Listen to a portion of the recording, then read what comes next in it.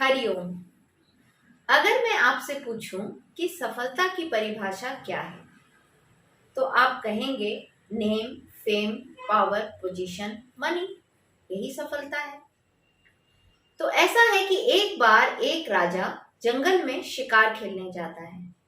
शिकार खेलते खेलते वो बहुत दूर निकल जाता है और अपने सैनिकों से अलग हो जाता है। शाम होने को आती है। अब राजा जंगल में रास्ता भटक चुका होता है। अचानक मौसम में बदलाव आता है और देखते देखते काले घनेरे बादल छा जाते हैं और घनघोर बारिश शुरू हो जाती है। अब राजा क्या करे? ऐसे में वो एक जंगल के किनारे एक टीले पर बैठ जाता है। इतने में वो देखता है कि तीन छोटे छोटे बच्चे हाथ पकड़कर उस ओर चले आ रहे हैं। राजा उन्हें आवाज देता है, अरे बच्चों, जरा इधर आओ। बच्चे सुनते हैं और राजा की ओर आगे बढ़ते हैं। आगे जाके वजह पूछते हैं तो राजा उनसे कहता है कि मुझे बहुत जोर की भूख लगी है और बहुत प्यास भी लगी है। क्या आसपास कहीं भोजन और पानी की व्यवस्था हो सकती है? उन बच्चों का गांव पास ही था। वे गांव की ओर ही जा रहे थे। उन्होंने राजा से कहा कि अवश्य हो सकती है, आप हमें थोड़ा सा वक्त दें। बच्चे झटपट जाते हैं गांव की ओर और राजा के लिए भोजन और पानी की व्यवस्था करके वापस लौटते हैं। राजा भोजन और पानी ग्रहण करके तृप्त होता है और फिर बच्चों से कहता है कि मैं आपकी सेवा से बहुत प्रसन्न हूँ। आप मुझसे कोई भी वस्तु मांग सकते हैं, मैं अवश्य सहायता करूंगा।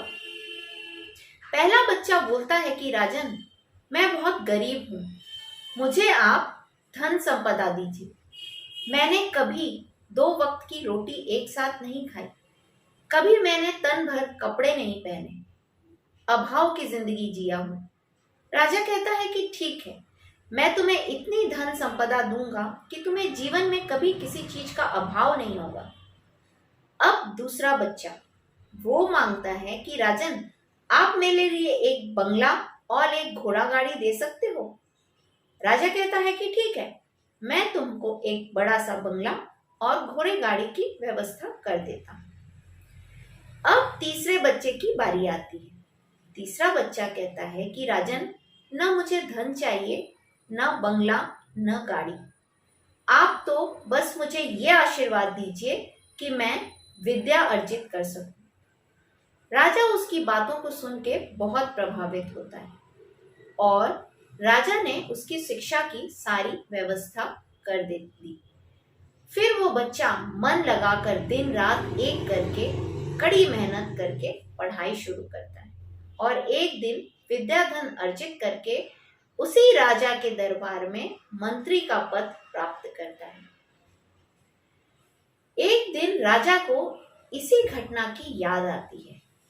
तब राजा अपने मंत्री को बुलाता है और उससे पूछता है कि तुम्हारे दोनों दोस्तों का क्या हालचाल है?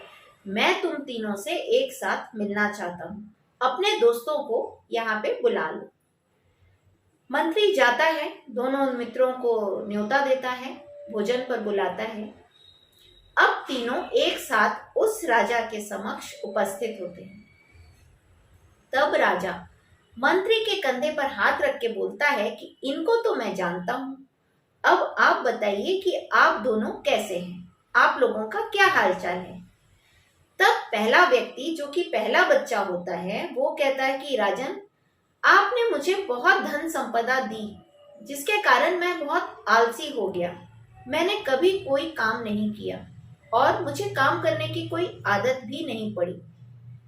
फिजूल में खर्च होते गए पैसे और जो कुछ पैसे बचे वो चोर चुरा के ले गए। आज मैं वही स्थिति में हूं जिस स्थिति में आपने मुझे उस दिन देखा था।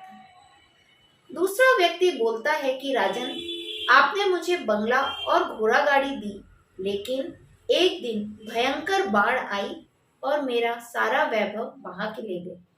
मैं आज उसी जगह पहुंच गया हूं जहां मैं पहले था।